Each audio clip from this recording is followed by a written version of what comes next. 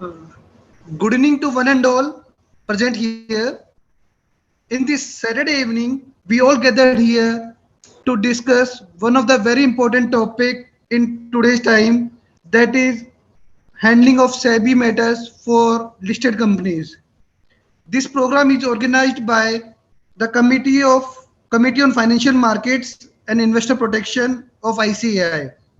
As we all know, under the guidance of Chairman Sri C.A. Charanjot Singh Nanda and Vice Chairman Sri Kotha S. Srinivasan, the committee organizes many such programs for the benefits of the members and society at large.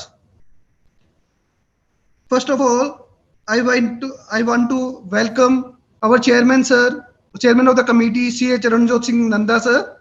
Welcome you, sir.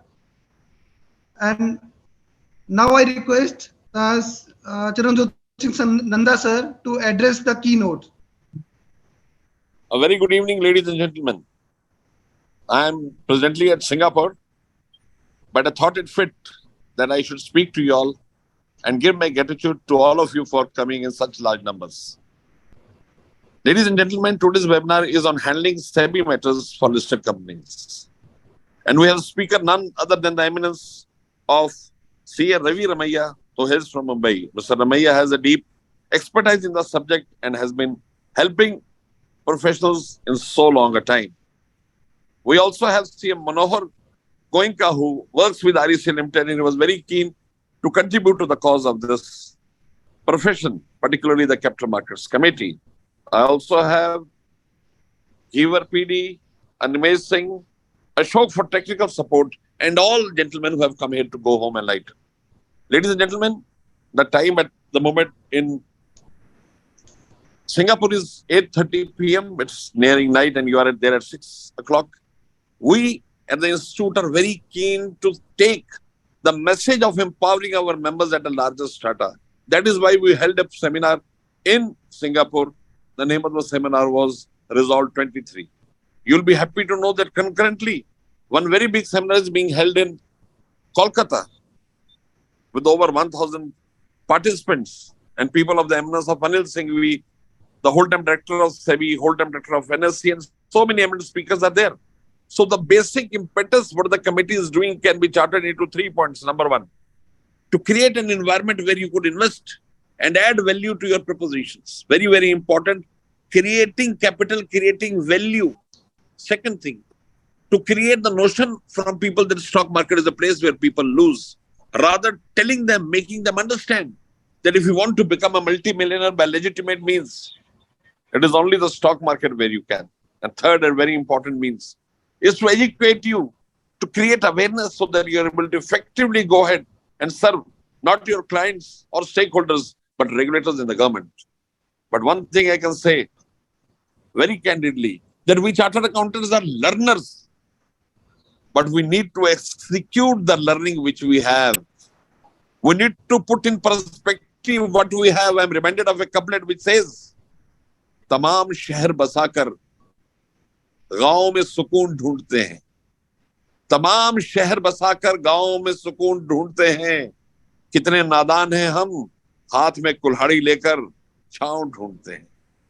We all have to work in tandem to create value and worth. My dear professional colleagues, all of us have to create a better future, not only for yourself, but for the country and for the planet as large. And therefore, good capital from the rightest path would put you in the right perspective. Not speaking much here, I would now give the dais back to C.A. Manohar Goenka, and then would see Mr. Ramaiah speak and give his words of wisdom. Thanks a lot for inviting me. Thanks a lot, Mr. Goenka. Thanks a lot, Mr. Ramaiah, for coming and agreeing to our request to add value to the perspectives of the committee. Thanks a lot. Thank you, sir. It's always a pleasure to listen to you. Even at this 8:30 p.m. in Singapore, you are so energetic, and we are very thankful to address today's program.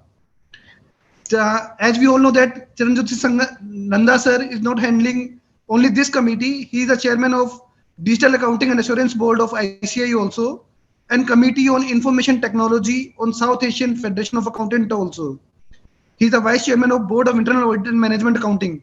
So he's handling many key positions in ICI, and from last 20-25 years, he's the Central Council member of ICI.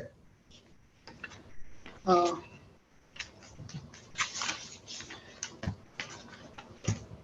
Friends, as we all know that SEBI is one of the very versatile and vigilant institution of the government of India.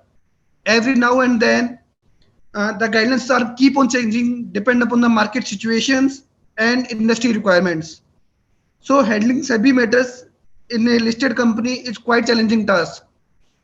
We have today's our speaker Ravi Ramaiya, who will help us in understanding these guidelines, important matters, and how to handle the SEBI issue which we are facing in our companies in day-to-day life. Let me first read the brief profile of Mr. Ravi Ramaiya. Mr. Ravi is a chartered accountant, CISA from ISCA, USA. He is a DISA member also, diploma in cyber law of Government College, and hold a management degree from Mumbai University. He has been in financial market from last 27 years and expertise in the area of operations, risk management, fraud investigation, technology implementation, compliance, audits, internal controls, and legal matters. He has handled almost all the complex matters relating to the SEBI and exchanges and has an excellent success record at the Securities Appellate Tribunal also. He is MD and CEO of Secmark Consultancy Limited, a company that offers services to more than 300 financial market participants in the area of consulting, technology, and outsourcing. The client included exchanges itself, brokers, DPs, wealth and portfolio managers, AIF, insurance companies, listed companies, and much more. He is specialist in securities laws, compliance for finance, IT, operations, and risk management. We welcome you, sir. And now the session is all yours. And kindly enlighten us regarding the handling of SEBI matters. Yeah, thank you, Mr. Manohar, for the generous introduction of my work across last 27 years. First and foremost is that I am a member of ICI, and that is the most important identity that I carry with me. I am thankful to Mr. Chiranjot Singh Nanda and the Institute of Chartered Accountants of India, along with the Committee for Investor Protection and Securities Market, who has allowed me this opportunity to share my experiences and knowledge with all of you. Before we go on directly to the session, I would also like to take an opportunity to thank everyone who is present at the moment for this discussion. On a Saturday evening from 6 to 9, people would have otherwise preferred a movie show. But you are here for a session where there is a possibility of enhancement of knowledge so that you can provide better services to the customers and the society at large. So with this, I would request a permission from Mr. Nanda to start off the presentation. Yes, Mr. Ramaiya, thanks a lot. Please start the presentation. Thank you, sir.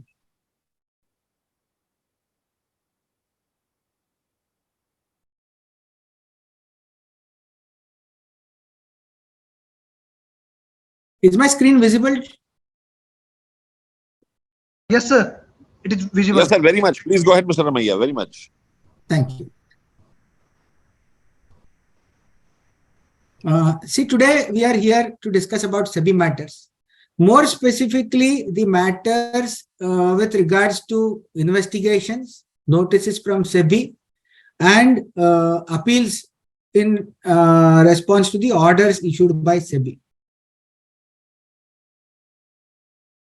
Now, this per se is an area which is little different from the general compliance area of securities market, where as chartered accountants, we are required to issue audit reports, do the filings or assist them in filings with SEBI, assist them in making, coming up with IPOs, drafting of DRHP and all that.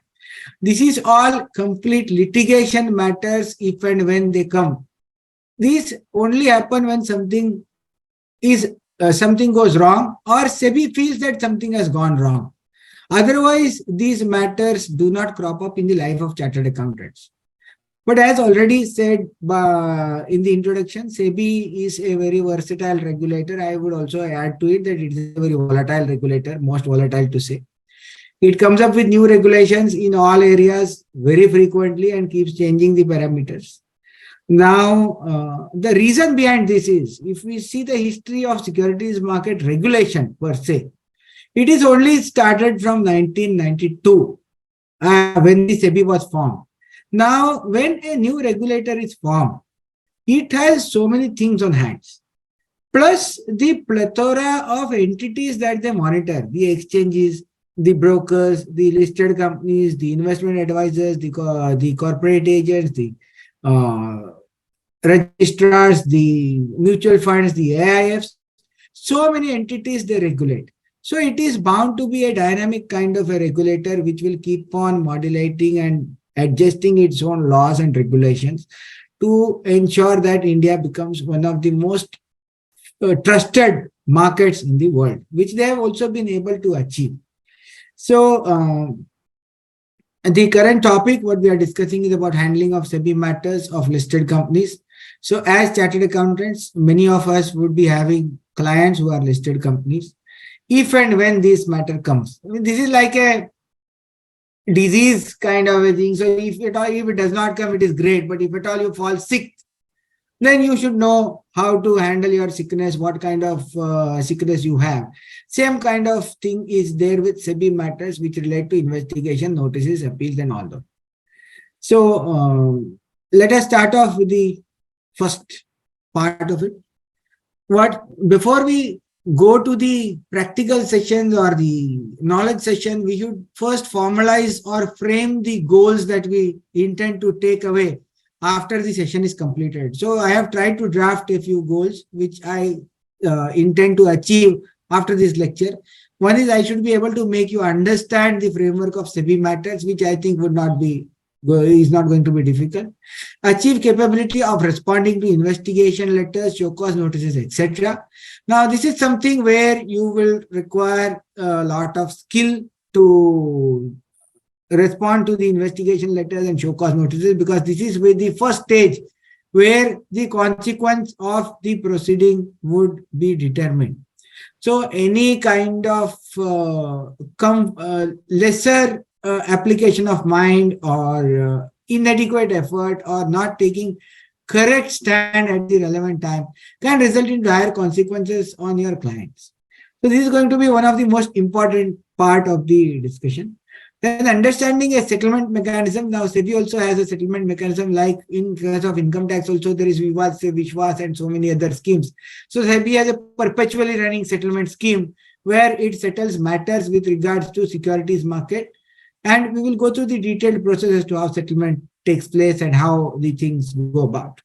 The fourth one is also equally important as compared to second one, where we would try and see how to draft appeals, how to go ahead with the appeals representation, and what can be the possible scope of work for chartered accountants. Fifth is achieving capability in drafting of the appeals before the Supreme Court. So there our role is very limited, because in SAT, CS, CS, ICW, and LLB, all four kind of practitioners are allowed. But in Supreme Court, our role becomes very limited. So with regards to drafting of appeals, what all can a CA do? And then practical aspects of how to go about with each and every stage. Now, though I have given the sixth part as the end, you will have practical aspects coming through between each stage. And what I have preferred to is I have kept the base color of the bullets and the title as blue, where it is general discussion. And wherever there is a scope for a professional to offer its services and add value to the customer, that I have taken in yellow. Not to say anything more, but these yellow colors would also be the areas where you will be charging a fee to your customers. So those have to be of very much importance, because anything that is given for free does not carry any value. So I have also preferred to mark them in yellow, so that when you receive a copy of the presentation, and if you are doing anything of those, you remember that it is for a fee and not for free to your clients. So with this goals, let us start. And first is why SEBI has been established. Now this comes from the preamble of SEBI Act 1992.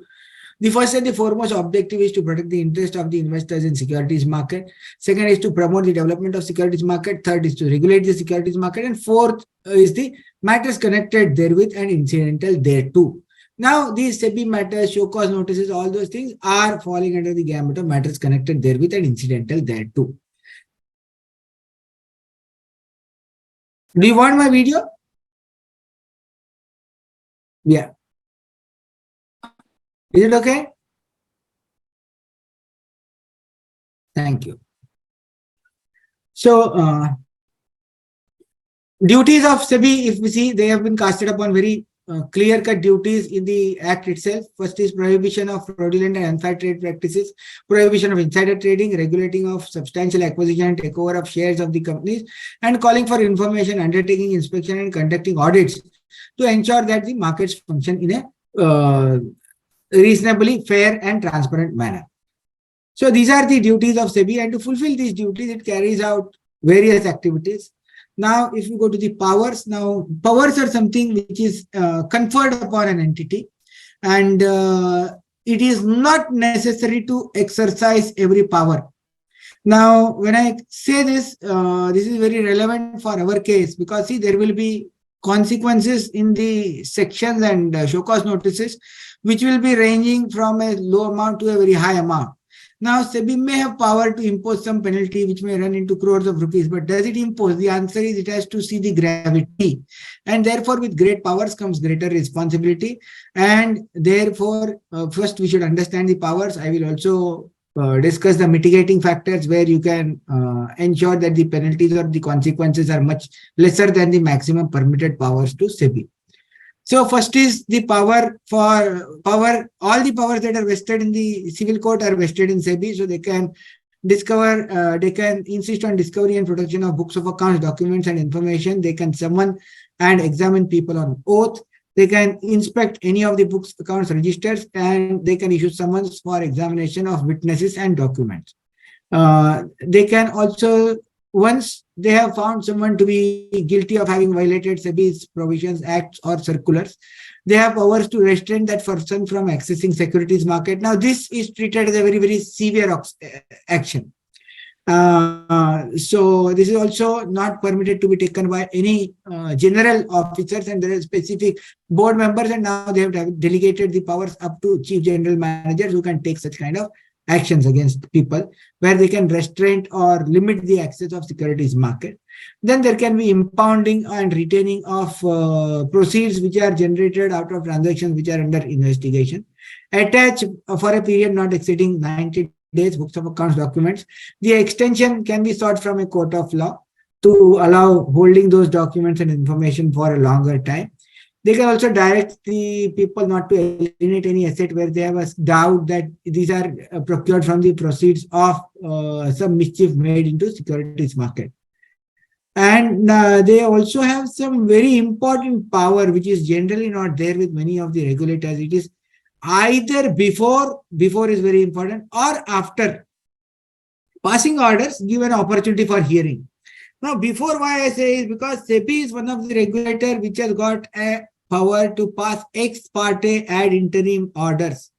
Now, these powers are extremely scantily used powers which are not to be used generally by SEBI, but only used very rarely. Now, situations where they can use such powers is if they don't use such a power, it will be detrimental to the securities market at large, or it will be detrimental to the interest of the investors.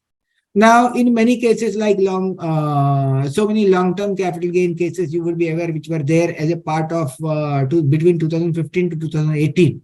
There, SEBI passed ex parte ad interim orders recording the amounts of illegitimate long-term capital gain done by many parties, so that the parties are not allowed to disgorge that amount, and their securities holding is also not touched or siphoned off by them by transferring it to some other party. So these are the extreme powers which are not to be used generally. These are to be used very rarely where the situation warrants. But even after it has been used, they have to provide an opportunity for make a representation, make a response, and also the personal hearing in the interest of principles of natural justice. SEBI can also levy penalties and take actions, and power to issue directions that some person will not be a director in any listed company or hold any office or as a KMP in any listed company. Many of us know, like SEBI has passed in recently in case of Z TV. So they can pass such orders based on the observations that they have come across. Actions, if you categorize into three categories, because this was very small font, I have preferred to repeat it and reiterate it. One is restraint from accessing securities market for a particular period, disgorgement of unlawful gains. Third is imposition of penalty. These are the three general kinds of actions. Apart from other smaller restraint that for some period you will not open new accounts or you will not have any position as a board member of a listed company. Such kind of actions are taken by SEBI.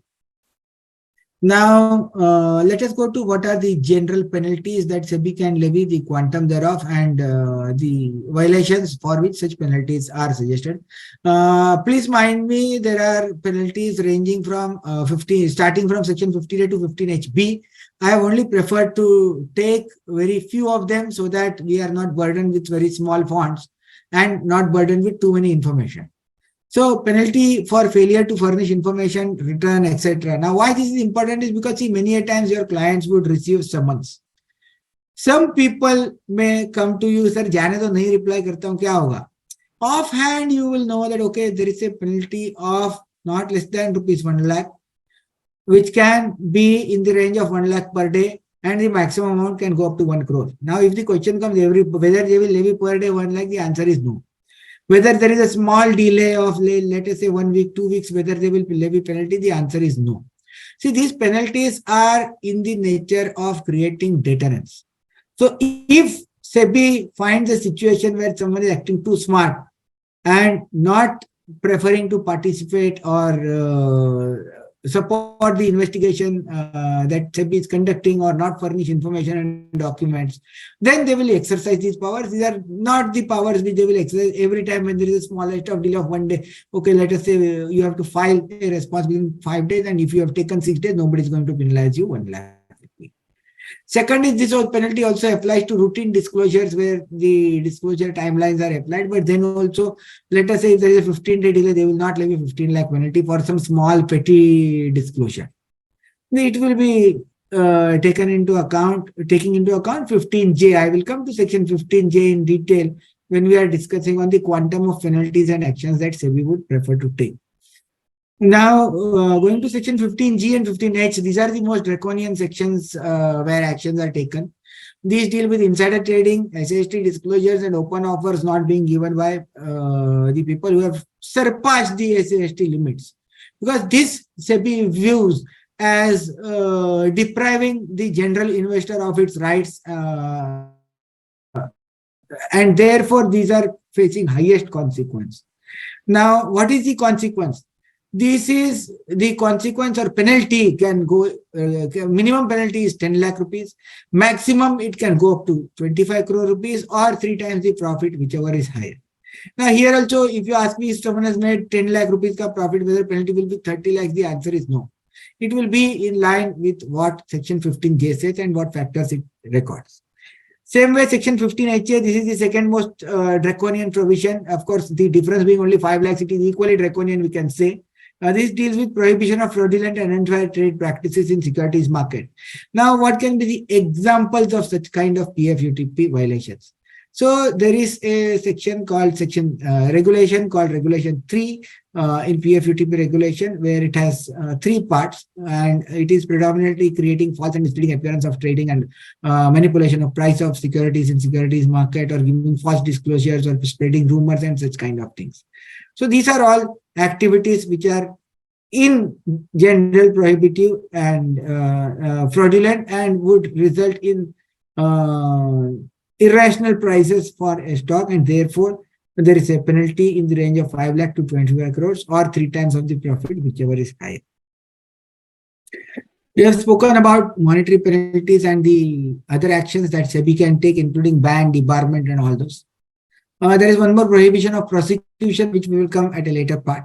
But now when we have seen the quantum and the quantum of the action that SEBI would take, what are the factors that should be taken into account while passing an order by any of the officers of SEBI, be it the whole-time member, be it the CGM under Section 11 or under Rule 4 as a adjudicating proceedings. So the factors are very, very clear. So while adjudicating quantum of penalty, I am reading verbatim, it may be boring, but it is necessary.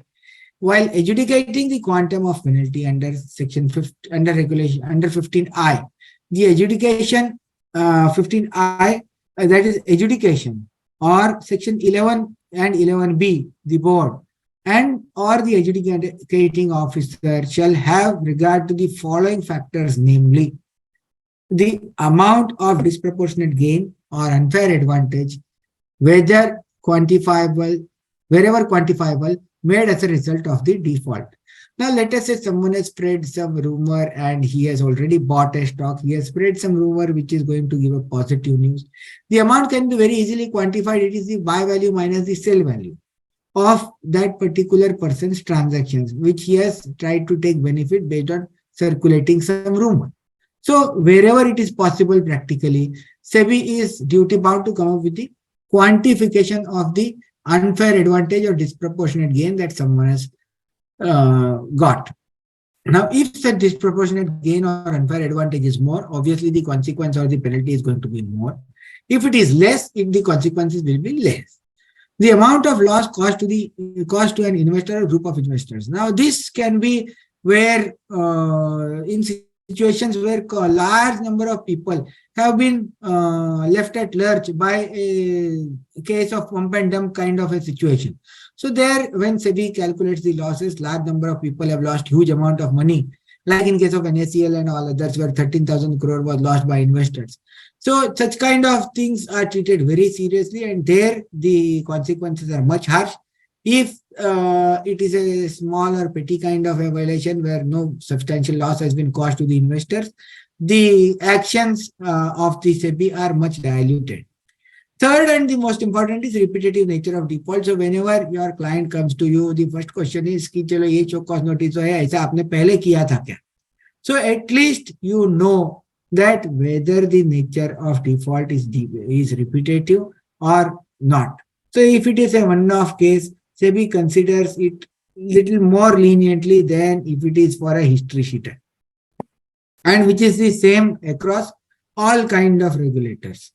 Now, why I have preferred to highlight one complete slide on 15J is because this is also going to be a very important part of the responses to show cause notice, of the appeals to the Securities Appellate Tribunal, and also of the appeals to the Supreme Court, where if the actions are too harsh, the pleading would be that though there is some violation, the action taken is far beyond what is warranted as per the section 15J.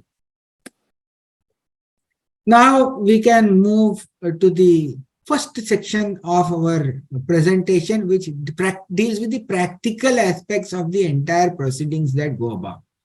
Now that is, first stage is the investigation stage. Now, why are the investigations initiated? So there are multiple situations when the investigations would be initiated. Now, if the transactions in securities market are being carried out in a way which is not in the interest of the investors, maybe some manipulation, some insider trading, some circular trading, some SMS circulation based on which there is a desperate buying or selling by investors, gullible investors, such kind of acts where you try to bowl a faster one in a normal market situation, or trying to fool people. In such kind of situations, they will take up the investigation. And if there is a complaint, then also they take up investigation. Now, complaint I have missed out, but that you will have to remember. That if at all some investor complains that, okay, this company is doing some kind of activity like siphoning of the company's money that is available at its disposal, using it for the personal benefit of directors, so many other things, they can mismanagement, operations, so many other things can be alleged. So SEBI will conduct an investigation if there is such complaint as well. Now, there are other situations which are not that grave, like failure to file relevant disclosures. Let us say some small disclosure of 5%, achievement of 5% in listed companies there, though it is a violation. It is not that serious a violation because you have not done anything where there is a mens rea. See, now you can categorize the violations into two, where one, there is a deliberate attempt to make money out of my own wrong. And second is where it is simply incidental or consequential, which has happened due to lack of knowledge. Now, of course, there is a common saying and accepted principle of law that lack of knowledge cannot be a reason for non-compliance. But then action for such kind of issues is much diluted when you compare it with the actions where SEBI finds you to be having a mens rea or trying to fool people, take undue benefit of the market, make money beyond the reasonably permitted framework of SEBI. So such kind of issues are treated very seriously. Now, when we see why investigations can be initiated, let us go through the simple process. It is common across many regulators, but still we should go through as to how the process of investigation works. So first is that the board or the whole-time member of SEBI appoints an investigating officer. Now, the job of the investigating officer is to investigate the entire matter and draft a report. The end outcome of an investigation is a report. So, for conducting the investigation, there will be a brief background why the investigation is being initiated. Now, that background could be some alert in the Integrated Transaction Monitoring System or ITMS of SEBI, where it generates alerts for insider trading, front running, circular trading, and many other kind of alerts for price manipulation. Or there can be instances of false disclosures like incorrect balance sheet filing or not, or there can be fudging of books of accounts or such kind of things. Or SEBI may come across some complaint from investors. So then they will start calling upon, so that is the brief background which will be there in the appointment letter for the investigating authority. It is called the IA. And that authority is conferred upon powers for calling of books, accounts, registers. It can also summon people, seek explanation. Now, for summons, it is important to note that whenever summons is issued, the person to whom it is issued has to be present. It cannot be delegated like hearing. So if I am allowed an opportunity of hearing, I can send somebody else, or I may prefer to go myself, or we both can go. Even hearing, I can say I don't want a hearing because hearing is my right. But summons is the right of the regulator and duty of the person on whom the summons is served. So there is no choice whether you will go or somebody else will go in place of you. You have to be there. So summons have to be met in person, or if it is for production of documents and information, the information and documents has to be submitted. Now, failure to comply with summons can lead to imprisonment up to 1 year and a fine which may be up to 1 crore or both. Now, here also it is very practical. Let us say you have received a summons that you have to produce some documents or information in next 7 days. Even if you submit on 8th day, 10th day, or if you request for an extension, they may also grant an extension to you. But it is our duty to be very as prompt as possible. And if at all there are circumstances where it is going to spill over beyond the permitted timelines, we should request for reasonable timelines and try to adhere to the commitments that we have made to them. Per se, the team at SEBI, based on our practical experience, is fairly reasonable. They are okay with granting extension once, not very okay with granting extension twice, but still they may grant. But third time, they don't prefer to grant extensions and prefer to take actions without receiving those documents and information. And in such case, we will also be subjected to penalties and fines for non-cooperation, which is just given above, along with the violations that we have been charged. So such kind of things can be of detriment to our client. So our job as chartered accountants is to be very prompt and respond to these summons in a true, correct, and reasonably limited time that has been allowed to us. The court orders may allow the adjudicating officer to even enter the premise. See, they don't have a blanket permission to go and conduct surveys. like the income tax. They have to take an order from the court for entering the place or premise for conducting a raid, seizing the books of accounts, registers, and documents, carrying out searches and such kind of activities. So, with the permission of court, of course, they can do. If there is a permission of the court, can you prevent? The answer is absolute no. They have full powers to even take help of the local police or any other records that they have, legal records that they have at the relevant point of time. So it is not very advisable to ask the client to act smart when such kind of incident happens. The only simple way is to cooperate with them and not to be too smart, because there are some clients which will try and dodge such kind of instances.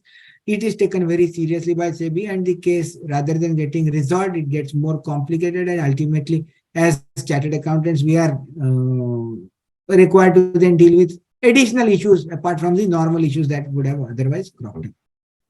Now, the next step is drafting of investigation report. Of course, this is not our job. This is the job of the investigating authority who is doing it. So, investigating officer will draft a report which will contain the details of the investigation, the observations, the recommendations, and all that. So, we will see the sample copies of some of the documents which are there. Let us see what is a sample summons. Now, there is a blue out in some places which I have preferred not to show you because it is client confidential information, but this is a general summons that you may come across. Now, summons is for seeking information or seeking personal attendance by some person. So, it is issued under section 11C3 or 11C5 of SEBI Act. And if you see the first page, it gives the details as to what they are, what investigation they are doing, what cooperation is required from the noticee or the person receiving the summons, and also when he is required to remain present in person. Now, if you come to the second or the center section, if you see the last para, 15I of SEBI Act, under which you may have a liability under section 15HB of section 92. Further criminal prosecution may be initiated against you if you, under section 11C6 of SEBI Act, which provides for punishment of imprisonment for a term which may be extended up to 1 year, or a fine which may extend up to 1 crore, or both, which we recently saw. So this is the way the summons is issued. It is not the intention of SEBI to always make money out of smallest of delays. I am repeating it, but then it is important for us to understand. And if you see the annexure to the summons, which is the rightmost section, now this is where you will see what documents and what information they are seeking, apart from your personal appearance. Now, this is why I have taken this kind of a summons, because it has both examples, calling for personal appearance as well as calling for documents. At times, you may have only personal appearance summons, at times, you may have only document summons, or you may have this kind of a summons where your personal appearance is also required and your documents are also sought for. So, this is for the benefit of the members if they have not seen summons. Of course, most of them seniors would have already gone through such kind of process, but still for some people who they have not seen it, I prefer to share this. Now comes the first yellow section, which is critical. Now, as repeated, yellow is a section where the services as a chartered accountant will be required. And my humble request to all professionals is that these are the services which warrant payment, except for in case where you are constrained not to charge based on relationship or whatever. But these are services which command a fee. Now, responding to summons is not an easy job or not a casual job that anybody can prefer to take. Generally, some of the clients try to act smart and say that they will go for a DIY model or do it yourself model, as it is there in the current terminology in internet.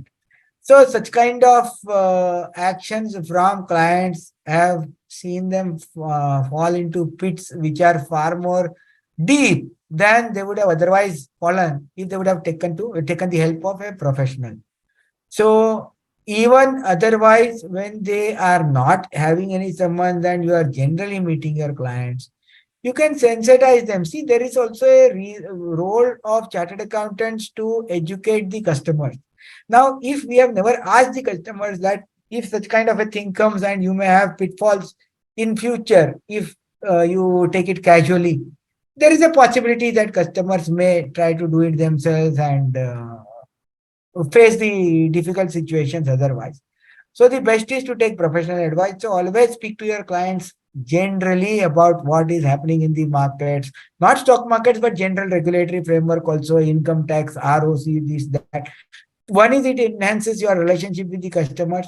It also demonstrates the knowledge and the hard work that you put behind gaining that knowledge. It is not just bragging what we know. The clients, when they see us discussing relevant sense on any act, law, or information that is applicable to him, the respect for the knowledge that you have gathered increases. So, as practitioners, it is our job to keep educating customers and then sensitizing them not to be very exotic in their adventures and do it by themselves. Next is, as chartered accountants, our job is to be very thorough. Of course, it goes without saying that chartered accountants are the most thorough professionals that are there existent on this planet.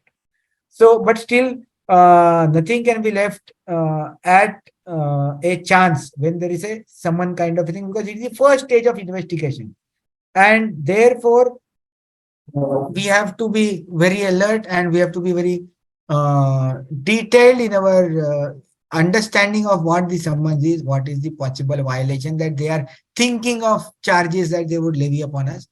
Draft a reply which is there, which is completely meeting all the requirements. Don't give evasive answers, except for the situation where we are constrained to give. So as far as possible, give relevant answers so that the matter ends or gets completed at the earliest. Generally, all investigations and summons do not result in actions. Many a times there are situations where investigation reports record that there is no reason for going any further by SEBI. So all this depends on the capability of drafting and the current situation. Of course, if it is an open and shut case of violation, any amount of intelligence will not bring the customer out of the entire investigation. Of course, there can be different consequences on the capability of handling, like someone may get off with a lesser consequence if handled correctly, and otherwise it may be a little dearer consequence if it is not handled in the optimized way. Then the professionals are generally not allowed to appear for recording of statement. Now, recording of statement is something which is very important when the investigation is going on. SEBI will record the statement of the noticee only.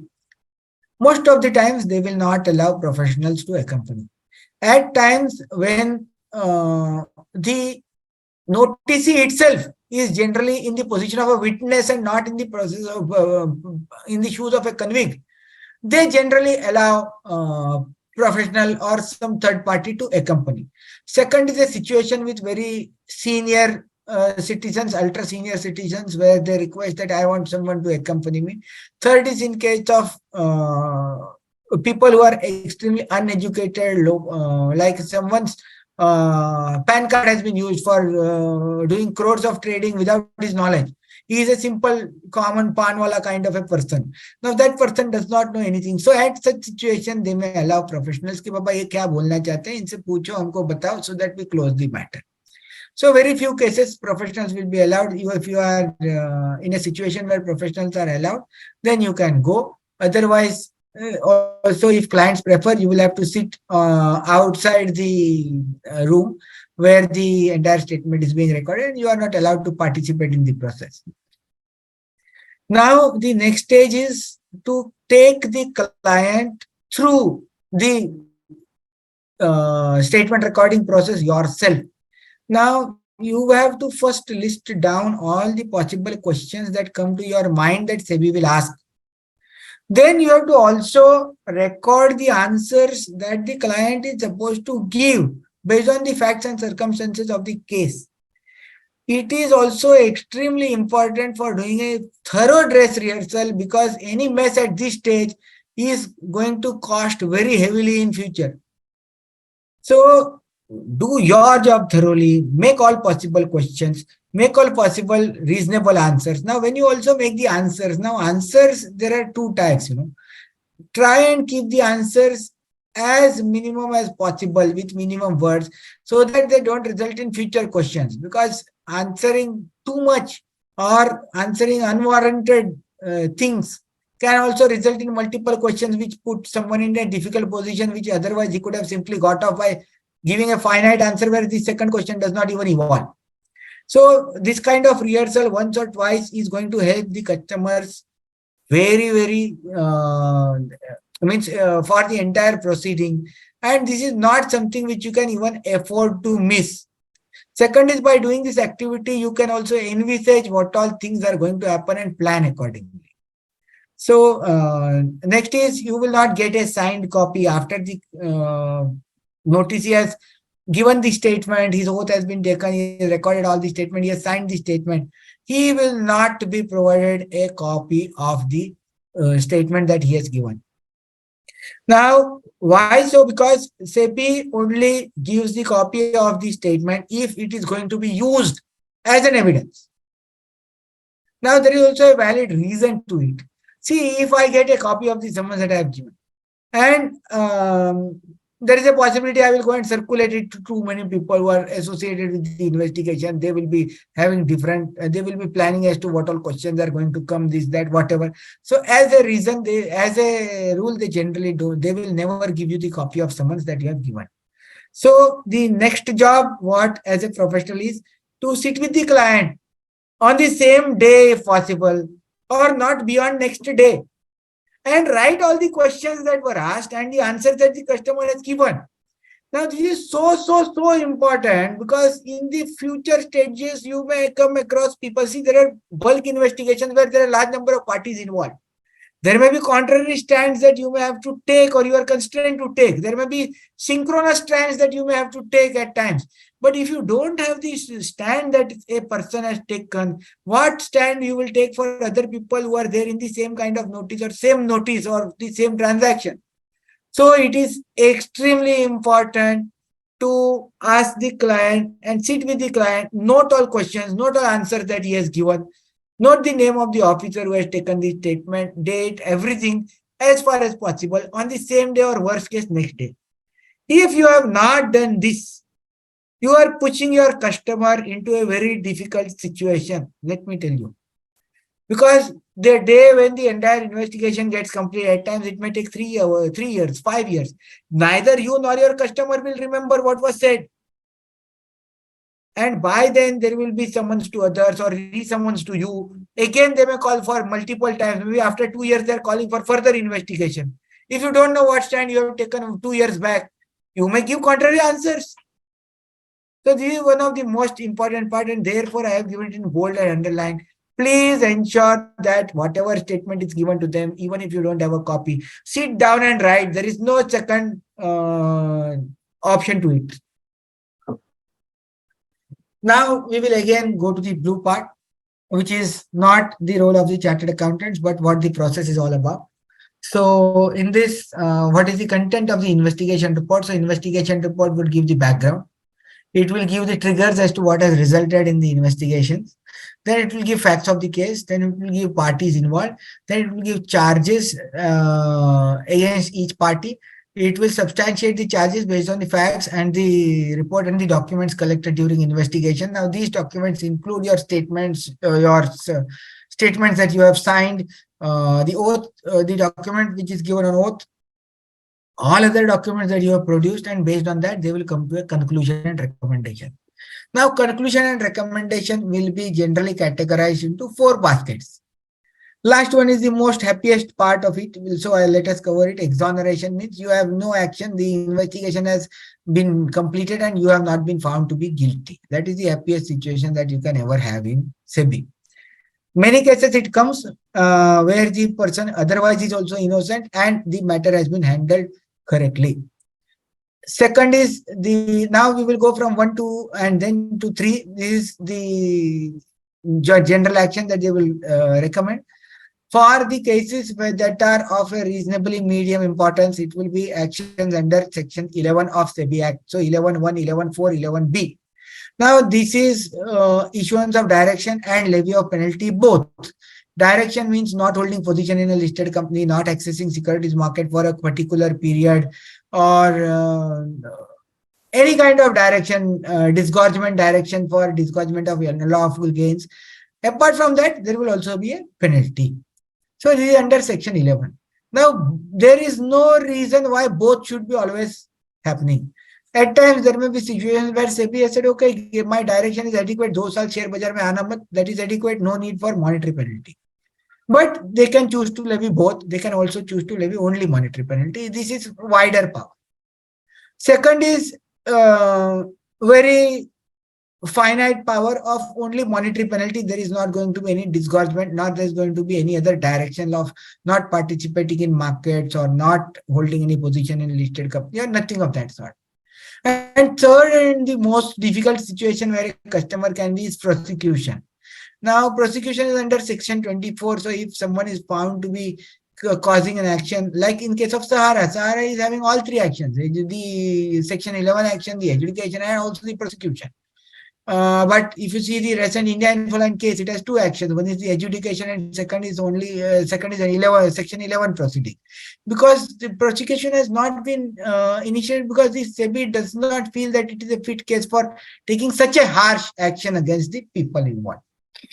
So these are the four baskets in which we can divide the recommendations of the investigation report.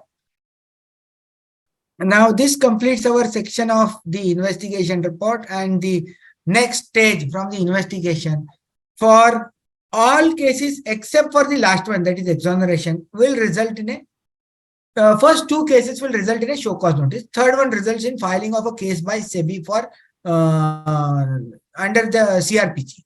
So first two will result in a show cause notice. Now, am I perfectly audible? Because I am not in a position to even ask people to raise doubts or questions, because I believe only 6 of us are there in Zoom and rest are on YouTube. So is everything you are perfectly audible. Yeah, you are perfectly audible, and we are listening to you. Okay. Is the speed also okay? You want me to go fast? You want me to go slow? Any other suggestion? No, sir. I think it's fine. We are going fine with the. That's the audience. Yeah. So please feel free to tell the audience, no, just in case they want anything else to be changed or modulated. Maybe the speed is fast, or they want me to go slow. I can surely modulate myself. So if at all any feedback comes from the audience, please feel free to interrupt me, sir.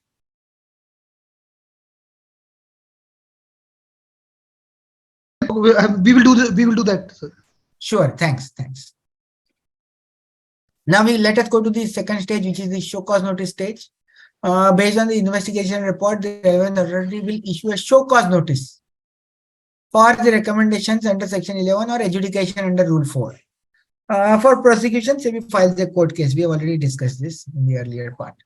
Now, generally, what would be the content of a show cause notice? So, show cause notice issued whether under Section 11 or under Rule 4 of adjudication proceedings, both are similar in nature, design, structure, and effects also. Except for there is, in one case, there can be directions plus penalty, other can be only penalty. So first part of the show cause notice would be the background as to what the investigation is all about, what is the period of investigation, what has resulted in the investigation, and what is the broad finding and violations that someone has done. Only the section would be there, no details would be there.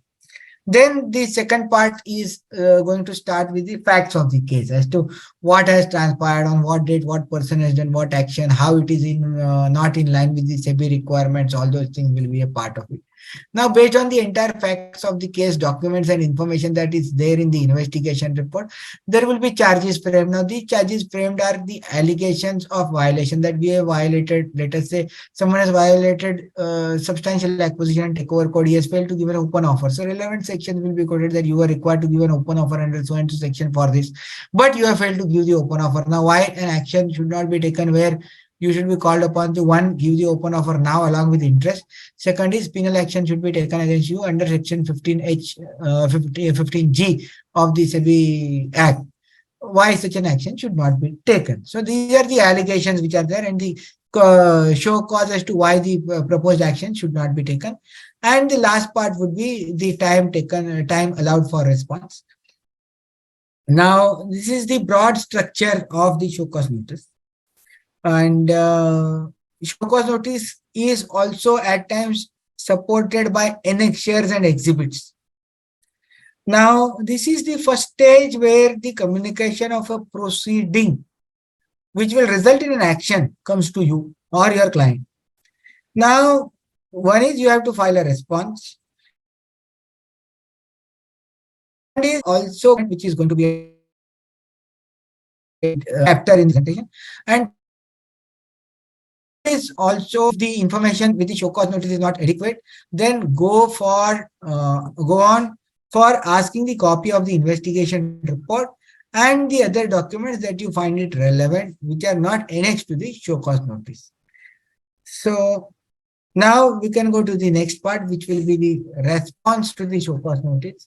So first stage is going through the show cause notice very thoroughly, going through all the exhibits that are there, because at times going through exhibits in detail helps you to find defense there in then itself.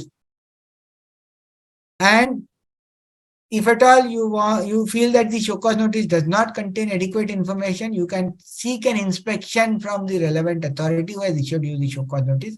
The contents that or the documents or the information that you are requesting should also be a part of your inspection request letter. And when you have given the inspection request letter, they are duty bound to allow you inspection of all the documents that are relevant to the case. There are plethora of cases for this, including Supreme Court cases, in case of Satyam, in case of Takano, so many others where SEBI was acting smart and not preferring to give full details. But then Supreme Court has come very heavily on them, saying that, see, ultimately the bottom line is they are not two private parties or two lalas fighting each other. As a regulator, they should stand straight, erect, and upfront in all cases. So if they have some material which will be of defense, even to the party who is a noticee, they are duty bound to give it. It is not that who is the winner. It is about arriving at a reasonable outcome from the entire show cause notice or the proceeding, which is important. And SEBI is a state. So state is bestowed upon certain responsibilities of ensuring equality before law, ensuring fairness in the process of trials and all those. So that is why SEBI is duty bound to give you investigation report and any other document that is required to be shared with you. There are situations where they may prefer not to share it. You have a chance to just ignore it for the moment, but whenever you are filing appeal, you can always say that I had asked for these documents, they have not preferred, and this can also be one of the reasons to set aside the order of SEBI. Next section comes is the general denial clause. Now, this is very important clause, and I have also verbatim reproduced what I generally prefer to write. Now, why this clause is important is because, see, if it is a very long show cause notice, inadvertently, if you have missed out on responding to some violation, it will result in admission of that violation on the principle of non-traverse, because principle of non-traverse says that one has to deny all allegations clearly and on merits. Otherwise, it will be treated as an admission. So we should start with a general clause after the background of the show cause notice, that the noticee denies any and all allegations and nothing shall be treated to have been admitted on account of non-traverse. So even if I forget responding to something, it does not mean that I have admitted to it. Then we should give a detail about the noticee. If the noticee is a person of a reasonable standing of fairness and all that. If it is already a pakka chore, then you may prefer not to give too much of a background of noticee publicly known. But otherwise, giving a background of the noticee also creates a mindset in the adjudicating officer's mind or the person who is deciding in his mind. Let's see, if someone is a senior citizen, 76 years old, we should write that in the background. Now, if someone is a managing director in a company, he has been working for 20 years for that company, we should write that. See, it creates a background in the eyes of the person who is going to decide on the matter. So all reasonably good things we should write. Not too long. Introduction and about the notice cannot be exceeding more than half a page or 1 page at most. Don't go in for, if it is highly qualified, don't go in for too many disclosure of degrees and so many qualifications and make it elongated. It is useless. In fact, it irritates the person who reads it. Next is that we should put forth all the true and correct facts of the case, though if at all show cause notice is not carrying complete facts of the case, or if there are more facts to the case than what is there in the show cause notice, or if there is some error or incorrect finding in the show cause notice, then that also has to be highlighted, and complete story from our side has to be written in a chronological order. Now, when we are writing true and correct facts of the case, we should ensure that it is as fluid as a river, or it should be like a movie that the person reading it should be able to make sense of the sequence of what has transpired when and how. So if we are too fussy and not too, if we too clumsy and not too good in our language, which is not able to put forth, no, that is going to make things difficult for us in the future. So be as simple as possible, but be as lucid and as self-explanatory as possible while writing your complete response. Now, there is also one important tip: when to use annexures and when to not use annexures. See, most relevant things. Now, if someone has asked for net worth, in some case, don't say net worth is there in annexure 2. Simply say my net worth is so much and then say annexure 2. If at all he wants to see the annexure, he will see, otherwise he will not see, but don't compel him to go and see the net worth on the second page. So quick information which can be given in the reply there and then, prefer to give it on the face of the reply rather than making people go to the annexures. Now, these are the things that you should gradually learn so that you make the life easy. Ultimately, the person who is going to decide your matter and the fate of your matter has to feel comfortable so that he is not pissed off with your response and takes even harsher actions than you would have otherwise taken. So keep it as simple as possible. Make it like a movie. Give all facts very clearly. And then you should go on responding to each charge. Let us say there is a charge for not filing disclosure, or there is a charge for concealment, or there is a charge for circulating rumor, or there is a charge for insider trading. So deny that, okay, first, if let us take an example. If there is a charge for insider trading, then there has to be a UPSI. First, go and check whether that information is unpublished price sensitive information or not. Like in case where there are specific exemptions, like if someone has been given a preferential allotment, then the period for which that person is treated an insider is only 6 months. If the incident has happened more than 6 months later, you should simply say that this is not UPSI. So don't take things at face value. Question every comma, full stop, and word in the show cause notice with your own acumen.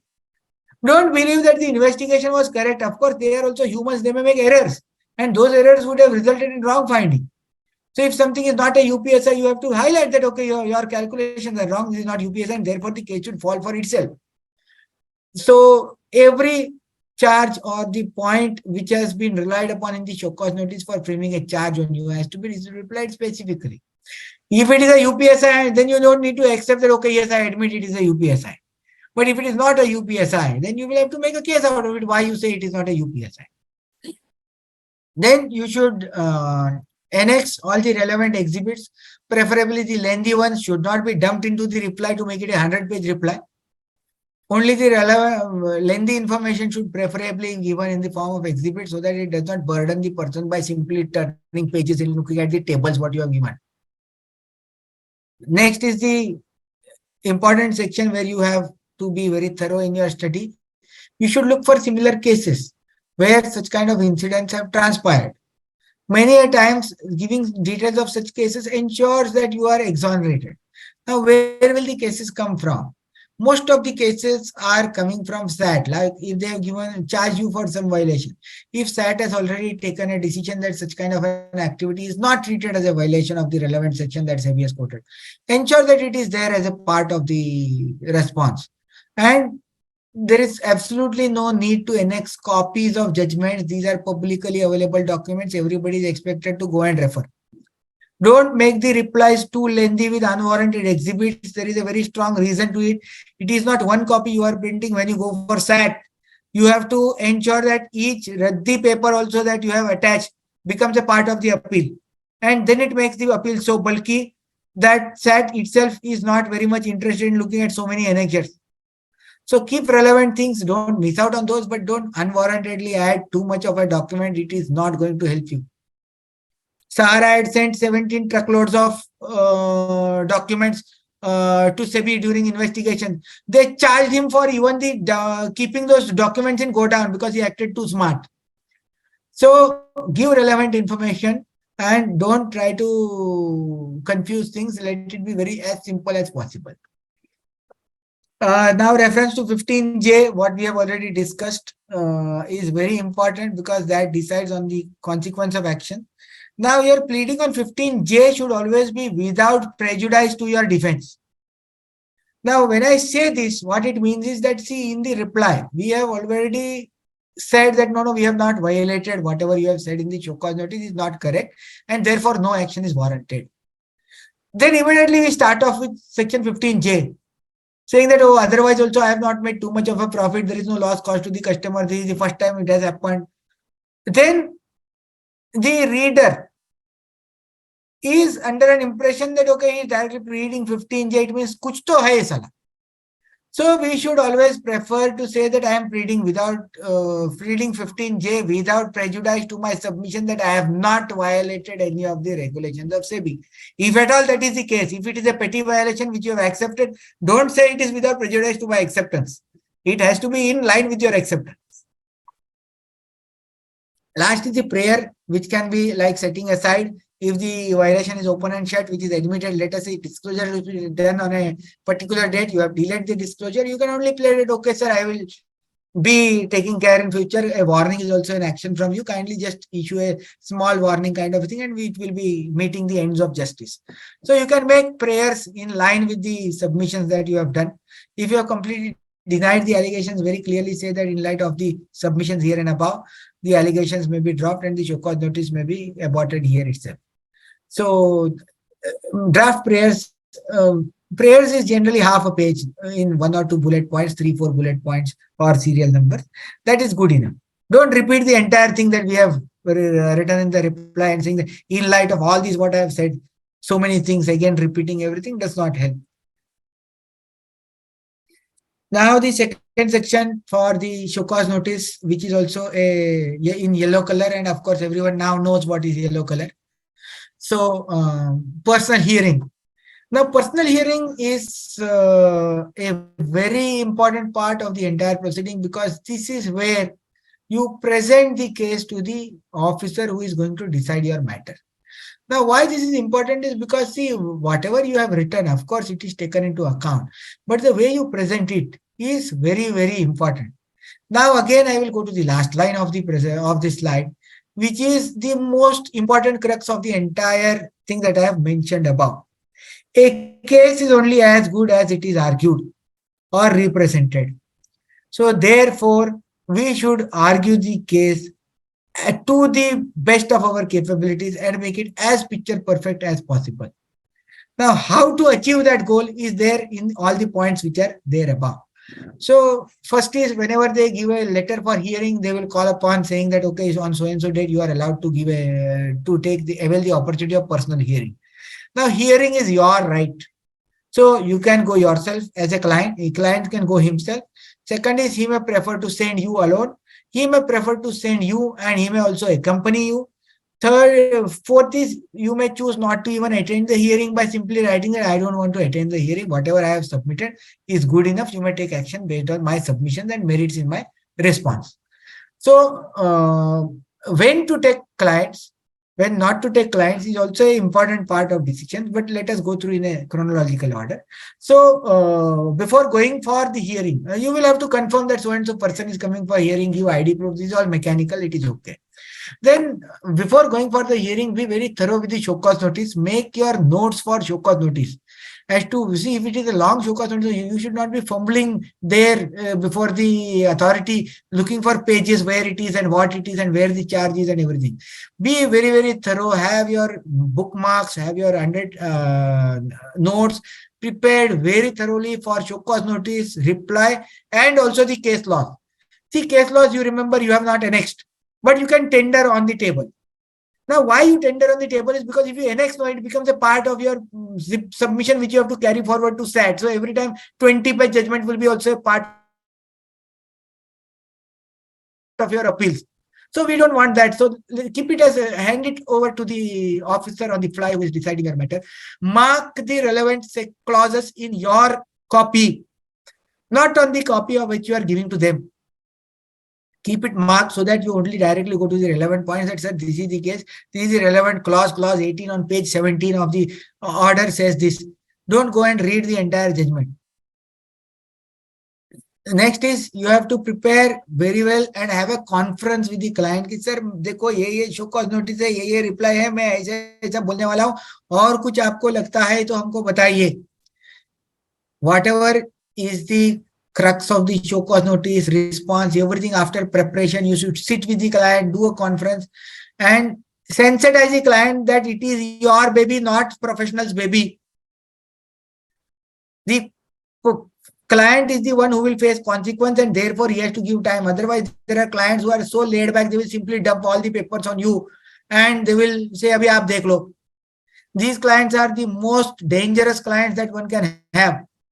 And even if they are such laid back clients, ensure that they give you adequate time, at least when you are ready with your response, discuss the response and also discuss how you will go about with the hearing, representation during the hearing. Make notes, arguments and all those. Reach the venue 30 minutes before. Now, as a practice, what I do is I also switch off my mobile 30 minutes before because I don't want to get disturbed with other thoughts when I am fully prepared for my hearing. These are matters of very much importance and we should give due importance to them.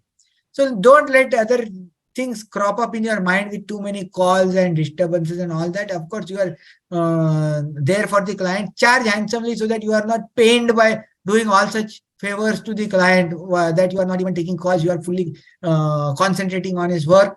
Charge accordingly. But don't do too many things when you are going for hearing because it is not something which you can afford to miss out on the opportunity. Dress code is always formal. If you have a coat and a tie, it is good. If you are not preferring to have a coat and a tie, it is okay for SEBI kind of hearings. Take the client together only when he is a sensible and client and has a presence of mind. Because see, when taking a client is a double-edged sword. At times, they may have questions which you may prefer to get answered immediately. Let it come from the horse's mouth. But at times, if the client is not so wise, he is a blunderous person and he does some blunder before the AO.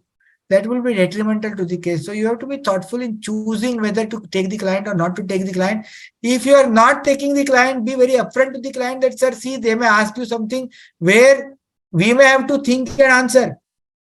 So I can go and say, I will ask my client and tell you. But if you are there, you cannot say, I will ask somebody else and tell. So this is the way you should educate your clients.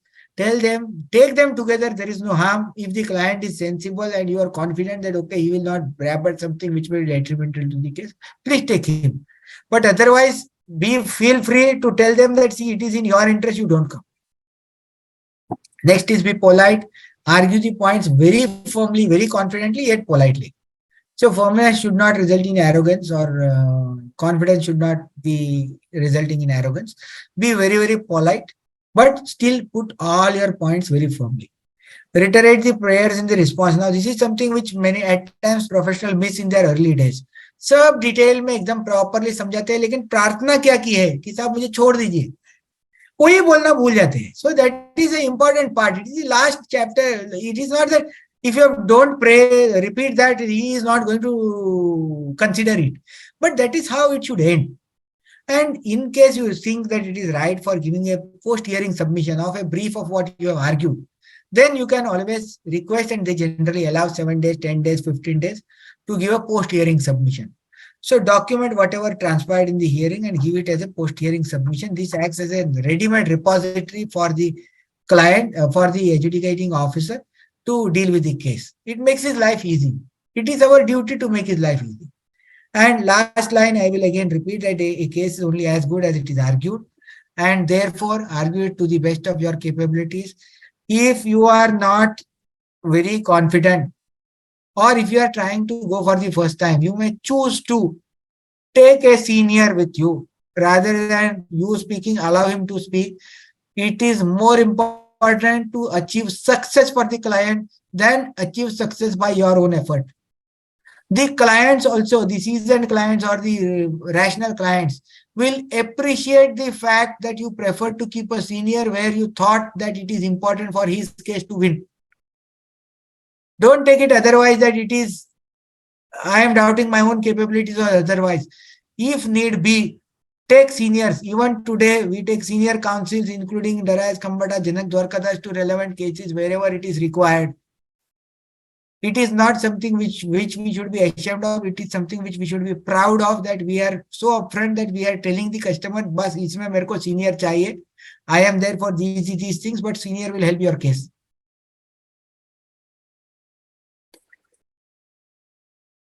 Now, post-hearing submission. This is again the action on the part of the person who has represented.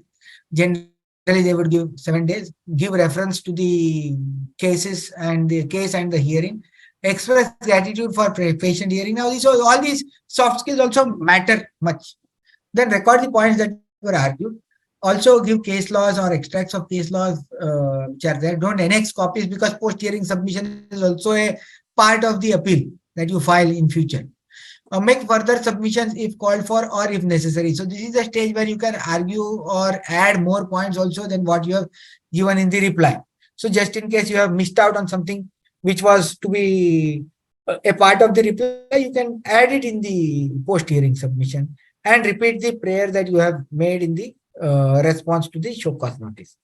So this is how you should go about with the entire show cause notice. We have discussed, first is what is show cause notice, what is its content, how to go about drafting a reply, how to prepare for the hearing and represent the customer for hearing, and what should be done post-hearing. Now, after this stage, it is the job of the adjudicating officer or the relevant officer to pass orders based on the observations of the show cause notice, based on your response and based on your representation that you have done in the personal hearing and the post-hearing submission.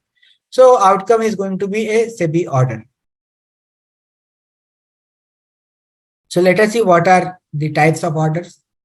There are orders which are ex parte ad interim orders, which I have already discussed, without calling for information, without allowing an opportunity for personal hearing or submission. They will pass orders. First, stop this. So that is ex parte ad interim order. Second is orders under section 11, which is passed by the whole time members or people up to CGM level, and orders for adjudication, which are penalty orders, which is passed by people up to DGM level. Next, we can go to appeals. Sir, is there a general process that you prefer to give some break to the team members who are there as an audience, or it continues, sir? Because I think we are halfway through the presentation. So we can give 2-3 minutes break. No issue regarding that. Yeah, I think that should help. So right now, let us give an exact 3 minutes break, because there is no snacks and tea and coffee that people can have while they are listening to the seminar. So I think 3 minutes break should be good enough. Okay. Is clear? Video is clear? Yes, sir. Both things are clear. Okay, thanks. Now, let us start off with the appeals. So we have already gone through what is investigation, how investigation takes place, what is investigation report, how some show cause notice comes, what is the response, what is the SEBI order. Now, the next stage is if we are aggrieved with the order that SEBI has issued, then the next course of action is going to appeal, going against the order by filing an appeal. So appeal against the orders of SEBI lies before the Securities Appellate Tribunal, which is based in Bombay. there is only one securities appellate tribunal. All cases have to be filed in SAT in Bombay. The limitation period for filing of an appeal is 45 days. So after the order has been issued,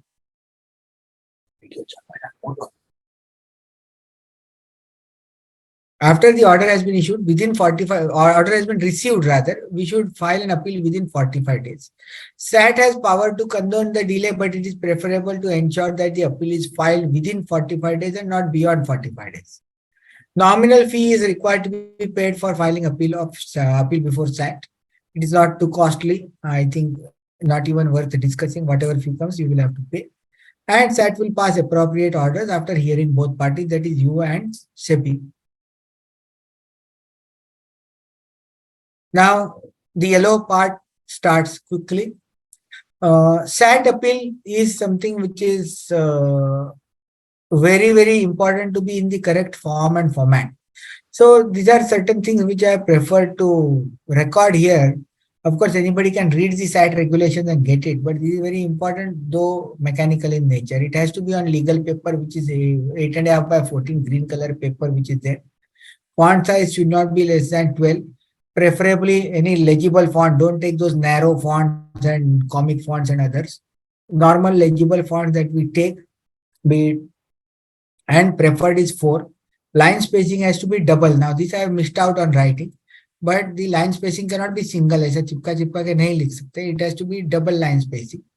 It has to be all single side printed. It cannot be both side printing. Original order is to be attached. So if at all you have received the order from SEBI in email, you will have to make a request to SEBI that you give me a certified copy of the order because I am filing an appeal. Then we have to attach a demand draft that is required to be paid. It has to be from a nationalized bank, cannot be from a private bank. And all the pages, including the exhibits, should be very legible. If at all any page is not clear, no, they will raise objection, then the time will be lost. So be careful and check your appeal very thoroughly, every page. Ensure that everything is legible. And if at all something is illegible and irrelevant, prefer to drop it. Don't make it a part of the appeal, because the moment you make it a part of appeal, they will raise objection. Now, what is the general content of a SAT appeal? Now, there is a synopsis. Now, why this synopsis to an appeal? Now, this synopsis will give a complete bird's eye view of the entire matter. It should preferably not exceed 2 pages. One is, it should have a brief as to what is the allegations that are there as a part of the show cause notice. In very few bullet points, what submissions you have made to say that we have not violated the provisions. And then finally, the SEBI has not acceded to my prayers and therefore this appeal. And then it can have a small table of dates that on this day, the transactions were executed. This day I have received the show cause notice. This day I have filed a response. So and so date there was a hearing. This way the entire matter should proceed in synopsis. This is the purpose of synopsis, is to give a bird's eye view to the PO or the presiding officer of the Securities Appellate Tribunal to understand the things in 2 to 3 pages. I have seen appeals where they paste everything from the memorandum of appeal in the synopsis also. Then there is no purpose of writing synopsis.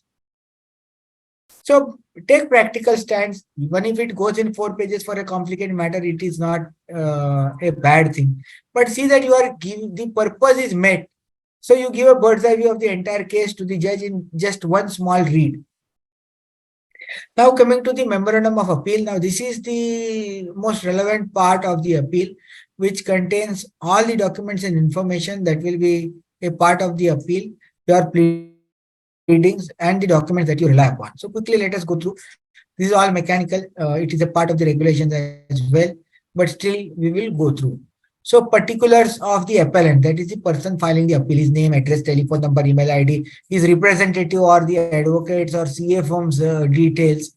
Then the particulars of the respondent. Here we have to only write SEBI. They are lawyers, they will decide in future. Then there will be jurisdiction. So we have to give a declaration that this is under the jurisdiction of SAT and we have not gone and filed multiple appeals at multiple places. So the fourth is the limitation that we have filed the appeal within a period of 45 days, or if at all the 45 days period has elapsed, then we have to file a miscellaneous application requesting condonation of delay, where we give the reasons why there is a short delay. Now, delay for few days is always condoned. So if it is 1 week beyond 45 days, don't worry too much. Give genuine reasons that, okay, I was trying to search a person who would be drafting for me. It took little more time. There was a lot of information which we exchanged. We had too many conferences. Kindly allow. So be very simple, straightforward for exercising a limitation appeal period which is beyond limitation. Now there will be situations where you may have to file appeals after 2 years of the order. Now, I'll give you the practical situations when this can happen. Let us say SEBI has passed an order saying that your client has to pay 10 lakh penalty. The order never comes to your client because he has shifted to some other place. And after that, a recovery proceeding is initiated for recovery of 10 lakh, and the SEBI intimates all banks to block all your bank accounts. Once the bank account is blocked, you go to your bankers and you come to know that, oh, this has been blocked on the direction of SEBI. Then you go to SEBI, sir, mera kyun block kiya? They say, this is the order, you have not paid the penalty, therefore we have blocked. In such cases, you can request for condonation of delay, even if the limitation period of 45 days is elapsed and a few years have also elapsed, because it was not within your control. So such kind of situation will also be there. So miscellaneous application for appeals filed beyond limitation have to be drafted sensibly. Don't take things for granted. If at all a little more than a reasonable period has elapsed, be very thorough in requesting for giving reasons why the limitation has exceeded. Now come to the facts of the case as to what has transpired, what is the show cause notice telling in brief, what are your pleadings in detail. Then go to the grounds of appeal. Now grounds will start from, it is like an IOD in case of building construction where everything is written in negative. The SEBI order fails to appreciate that I have not violated. The SEBI order fails to appreciate that I was always filing my documents and returns on time. Whatever SEBI order fails to will be a part of our grounds of appeal. And the grounds would also include whatever pleadings that we have taken. Next comes the relief sought or the prayer. Post that, it will be, if at all the order is too harsh. Let us take the recent example of the case of India Infoline, where they were banned from taking new clients for 2 years. When we represented their case at SAT, our first prayer was kindly allow us interim relief. Now, how to go about interim relief in itself will require a long discussion. I will discuss it after completing this slide. But let us first go through all the parts. So interim relief, if at all it is applied, it is, I think, wrongly typed as interim relief. It is interim relief. Grounds for interim relief. Then the matter is not pending before any other court. So forum shopping is not allowed. So we have to give a self-declaration that it is not pending before court. Particulars of fee, the demand draft number, bank on which it is drawn and all. Index is a part in the documents in the end. But SAT has preferred not to have it at the end. So index has to be a part above the synopsis, before synopsis itself. And in this index section, you should simply say as in the beginning of the appeal. That would suffice. Don't reproduce the entire index, because at times index may run into 2 pages. So don't reproduce everything. Simply say it is there at the beginning. So please refer that. And list of enclosures, that is also a part of the index. So again, there also you will write the same thing. Don't make a list of all the 25 annexures that you are submitting again, which is as a part of the index as well. Now coming to the interim relief section. Now see, interim relief pleading is also an art in itself. When we plead for interim relief, let us take the current example, recent case, which was a part of the many newses also. All newspaper had it on the first page. India Infoline case, all of us would know that they were barred from accepting new clients based on some violations which SEBI has observed. So the order came on 26th July. No, order came on 19th July, I believe. And on 20th July, we had filed the appeal in 1 day. Day and night we have to work. Now, why this urgency? Because see, if we take our own sweet time of 45 days for filing an appeal, the judge sitting at SAT will not take you that seriously that it is something which warrants an interim relief.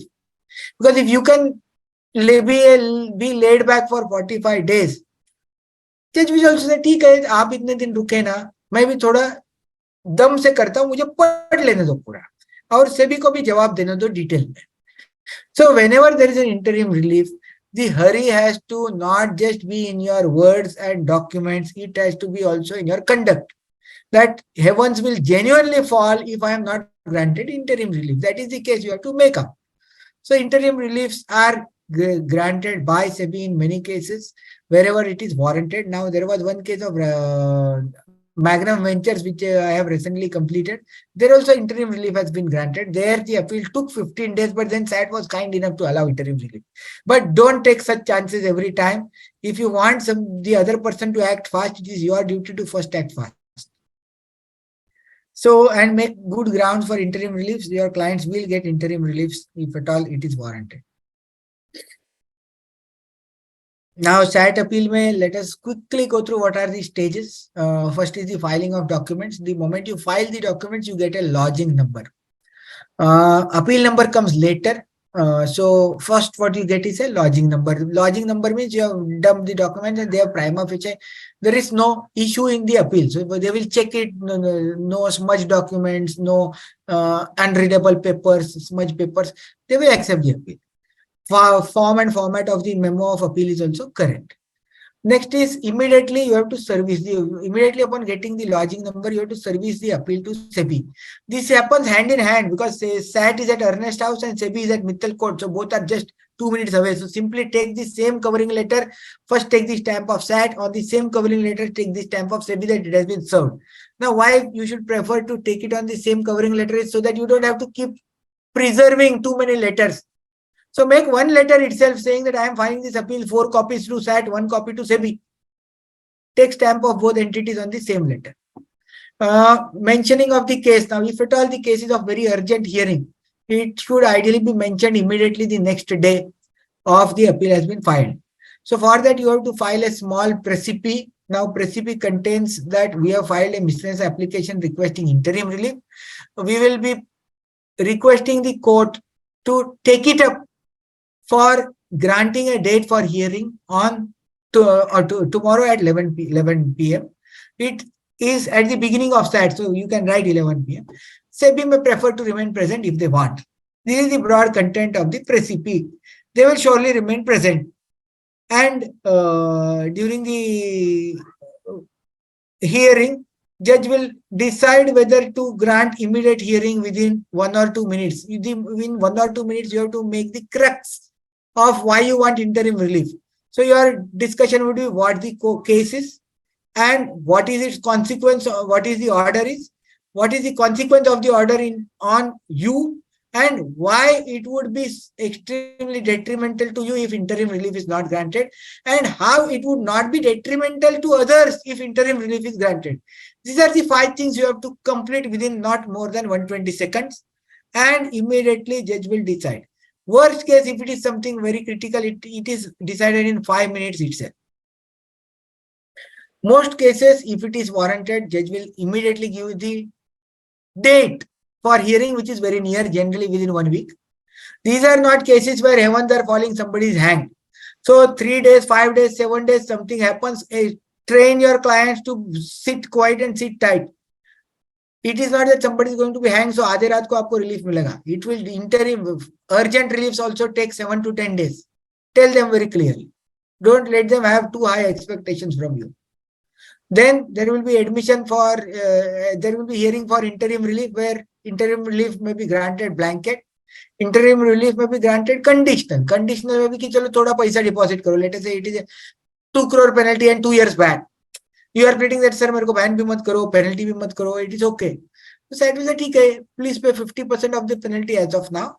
Your ban is also stayed. Balance 50% recovery is also stayed if you have deposited the 50% of the penalty with SEBI within 14 days. So that is how it will be dealt with.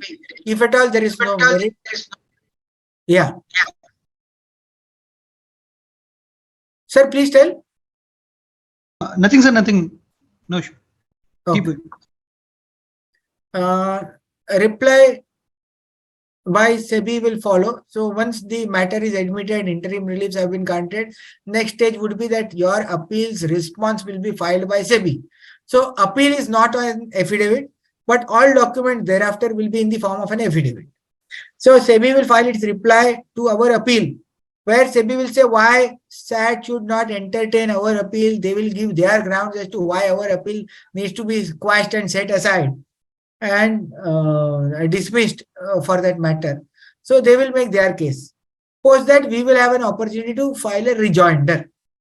Rejoinder is the last document which is filed. It does not happen that, okay, I file, you file, I file, you file. It is not there. Only 3 stages. You file an appeal, they file a reply, and then rejoinder. Rejoinder also is not compulsory for all cases. But if at all you find SEBI acting too smart, bringing new points or all that, you can prefer to file a rejoinder. I prefer to file a rejoinder almost invariably in all cases. Then there is a date for final hearing. Now, before final hearing also, there may be several dates where the matter may not come up. See, board of SAT is also very heavy. So as professionals, we will have to guide our clients that if at all we have engaged senior counsel, when to take the senior counsel and when not to take. Because see, at times, most of the counsels, they will charge full fee, even if there is no hearing and date has been granted. So this is the job of a chartered accountant to ensure that the expenses are optimized. Don't take exotic chances that we are fourth, so it will not come. After top 4 cases can generally come, top 10 also can come. But if you are 60th in the board, definitely it is not going to come. So don't take senior counsel. You will save 2 lakh, 5 lakh, 10 lakh rupees of your client for that day. Because senior counsels charge in that range. So be thoughtful, be reasonable. And even if the matter comes up where you have not taken a senior counsel, you can plead that, sir, the matter has come up. We were expecting it will not come up, and therefore we have engaged a senior counsel, but he is not here. Please allow one more date. And there keep it high on board. So SAT will be, if they are in a good mood and they are kind enough, they will allow you. In worst case, always when you go for hearing, even if you know it is a date, be fully prepared to argue it yourself. Don't simply go there and believe that I will get a date. At times, I have seen cases. Recently, one Supreme Court case, Supreme Court, in our case against SEBI, simply said, okay, they are ready, you start arguing. So SEBI's counsel said, sir, I am not prepared with the case. They said, okay, if you are not prepared, then we will allow the appeal, period. And it went through. So don't take things for granted. Be very, very cautious. And what follows after the hearing is the SAT order. Here also you can have post-hearing submissions if need be, which is a document of convenience to the SAT. So that we will give page para references, what we argued, what case laws we relied upon. Simply make one small document and give it so that it becomes easy for the SAT to pass order looking at that document. Now coming to the practical live aspects as to how we should go about when we are in the SAT or handling the appeals. So appeals can be filed by CACS, ICW, LLB and their firms registered under the respective acts. Make a draft of the appeal and prefer to get it settled from an expert. Settled means verified. Or the person who is get it completely verified along with show cause notice, all points you have taken correctly, correctness for facts, correctness for law, correctness for grammar, everything should be picture perfect as possible. So get it settled from some expert. And of course, they charge a fee for that. It is like a peer review kind of a thing. And get it done. So it will be of very much help, because checking your own document that you have drafted, you will hardly find any errors. Next is a coat suit with tie or bow. Bow only advocates can wear, so CAs will have to go in tie. Or a band gala suit with pajama and dhoti is mandatory. Don't go in shirt and pant and then judge will say you are not in the dress code and therefore we are not allowing you to represent.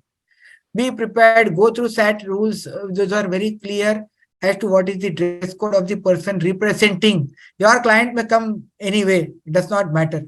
but the person who is going to represent has a dress code.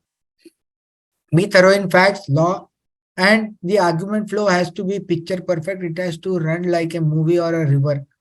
Don't make it too complicated or haphazard. Represent with confidence, and all this is common across all representations. Appoint a senior counsel if need be. So don't be of a mindset that engaging a senior counsel or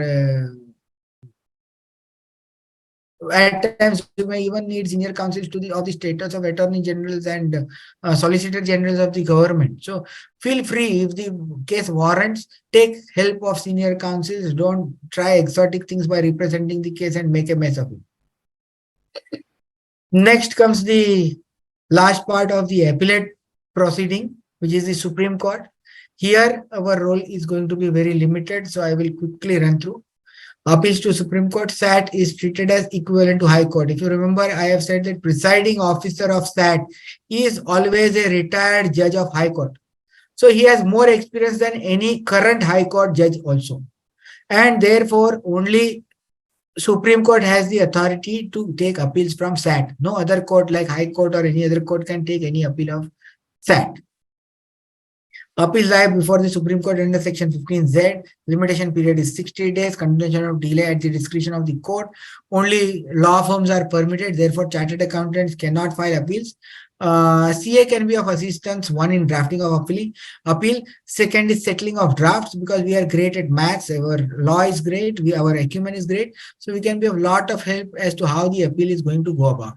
See, the better part for chartered accountants is they are great at understanding math, they are great at understanding finance, they are great at understanding business of the client, because knowledge of business is a mandatory part of our curriculum as a part of audit as well.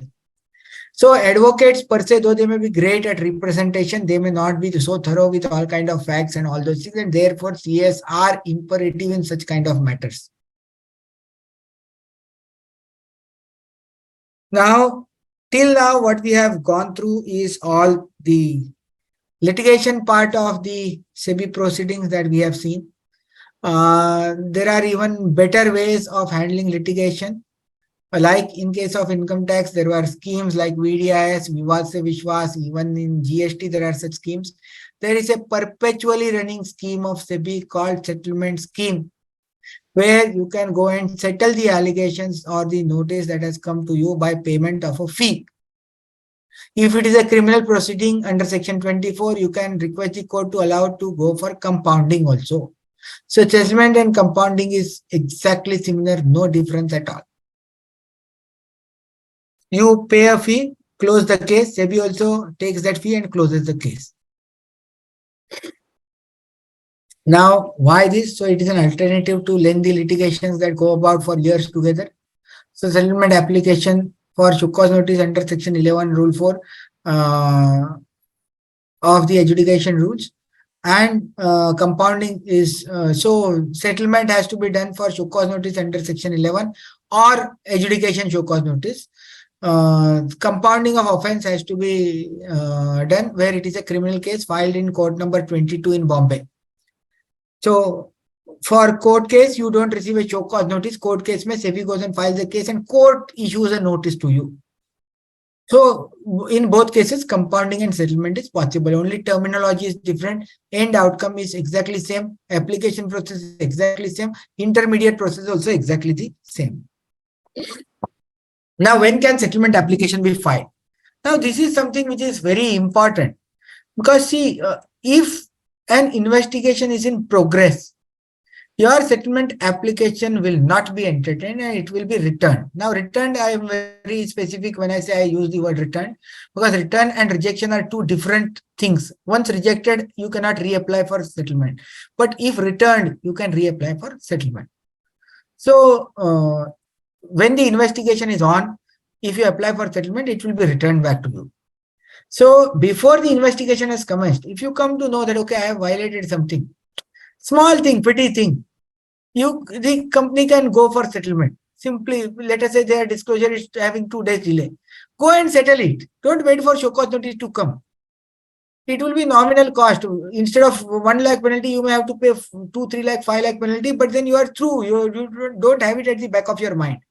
Because when the show cause notice comes, the cost of settlement increases. There are stages of settlement. So here 0.45%, that means 0.45 multiplication factor is applied. So if show cause notice has already been issued, 0.65 multiplication factor is applied. So if something can be settled for 3 lakh rupees uh, under current 0.45, if you go after show cause notice, it will be a 4.5 lakh rupees because 0.65 factor will be applied. So settle the things if at all it is possible, and if it is petty kind of things, just go and settle it, close it there itself. Second is after receipt of show cause notice, then there is a limitation period which is 60 days. Earlier there was a facility to condone the delay within, if it is filed beyond 60 days, up to next 60 days. So 120 days was the period. Now that condonation has been withdrawn, so within 60 days of show cause notice, it has to be one has to make an application for settlement if he wants to settle.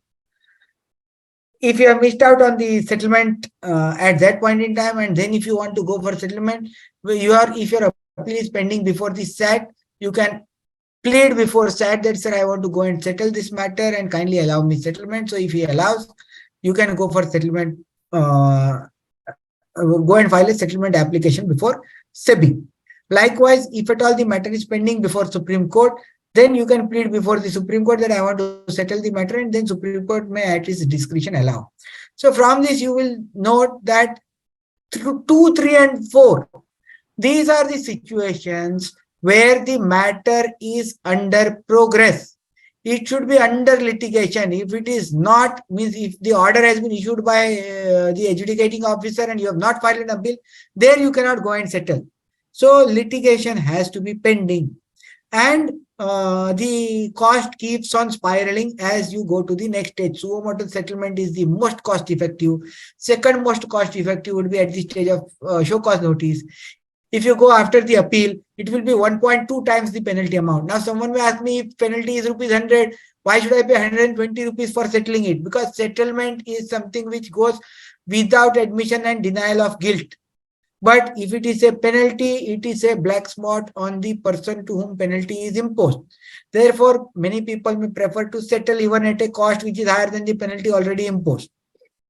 Same way, if it goes to Supreme Court, the cost becomes even higher. And SEBI also recovers their legal cost from us. So settlement as early as possible is the easiest way to close the matter and move on. Now, what are the stages of settlement and what are the important terminologies? So application has to be filed within 60 days. If not, it is not applicable for the cases pending before SAT and court. So if the appeal is pending in SAT for 2 years also, and you say, okay, I want to go and settle, SAT, if it permits, you will go and settle. There is no issue. Appearance before internal committee. Now, internal committee comprises of officers of SEBI itself, and we have to go and appear after applying. So after we have filed an application, they will give us a date that, okay, you are called upon to be before the internal committee of SEBI on so and so date, so and so time. So on that day, we have to remain present. There is a discussion on what is the allegation. Limited, very limited discussion, not as detailed as your response and all that. Very limited discussion, because the sole purpose is to try and settle it and close it. So then comes the appearance before internal committee. Internal committee may agree to the amount that you propose as settlement. See, proposal of arriving the amount of settlement is not a part of this presentation, because that in itself is a 3-hour session as to how to arrive at the amount. It is so messed up formula or complicated formula of SEBI that anybody who sits in, even if he has done 20 times the same calculation, he will still have to do a 2-hour working to arrive at the amount. So settlement amount is not a part of the current presentation, but SEBI may agree to your amount, or they will ask for more amount. Of course, they will not say that you pay less in spite of having agreed to pay something. If agreeable, then we will have to give revised consent terms or revised settlement terms. Consent, I said, because the old name of settlement regulation is consent regulation. Next, I see if we say that in principle we are fine with the amount, both of us, like IC has proposed 10 lakhs, and we also said, okay, we are fine with 10 lakhs. They will put the recommendation to High Power Advisory Committee, HPAC. Now, this is the committee of independent members. Nobody is an employee of SEBI, but people are generally of people of lot of repute. So such kind of people will apply their brains. They will look at the recommendation report of IC saying that, okay, this is the way amount has been derived. This is not something which is not otherwise to be settled by SEBI. HPSC will do a second check and send it to the whole time member for passing. Now, board, when I say board, it means whole time member. All board members of SEBI are whole time members. And once two board members committee will pass a settlement order.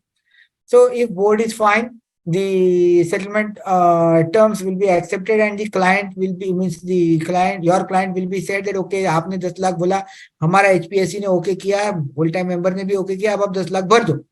So once your client pays 10 lakh within 15 days period, they will issue a order for settlement. Now, settlement may, there are certain important things which we have to take care so that it is not rejected. Not accepted if the same matter is applied multiple times. Let us say once they have rejected. Then second time if you apply for the same reason, it will not be accepted. Not accepted if in the opinion of SEBI, the allegations are such which have market-wide impact or which has caused loss to large number of investors. Now, if NACL says, I want to go and settle my case, let 13,000 people be at large, SEBI will simply not entertain such kind of a request. Because such kind of serious matters cannot be settled by payment of money. It has to reach its logical conclusion under judicial process. So such kind of things SEBI will not settle, but most of the cases SEBI will also prefer to settle. Only one chance is given for rectification. So if at all there is a documentation mistake, some mistake, they will write to you that there are so many issues in your application, and they will return the entire bunch. Next time we have to file it correct. They don't send it second time, they will simply reject. So be very cautious, be very thorough first time. If at all some mistake is crept, be 100% sure second time you don't have a third chance. Then applicant fails to respond to the communication. If SEBI is calling for IC meeting, the person is not bothered, nobody goes there, then they will reject the application. You don't appear or the violates the clauses of the undertaking. Now, when you file an application for undertaking, what documents you file is a part of the next slide. So there you will have undertaking. Now, undertaking contains so many clauses. One very important clause is I will not go and speak in public forum कि मैं तो बेगुनाह था. Yeah, SEBI का useless show cause notice था. If you are caught doing that, they will reverse the settlement. It is without admission and denial of guilt. So though you are not admitting, you are not even denying the guilt. You may also settle admitting the guilt, but you cannot simply settle denying the guilt. So if it is settled with admission, it is okay. There is no consequence. You say, okay, sab mera se galti ho gaya, theek hai. There will be situations where you will say, without admitting mera galti hai ki nahi hai, let us settle. If that is the case and you go out and somewhere and you say that, okay, मेरे तो कुछ गलती ही नहीं था, मैं तो बहुत अच्छा आदमी हूँ, then the entire settlement which has gone through will be reversed and there is no limitation to it. आप मरण आपको उसपे एकदम चुप्पी साध के रखनी है.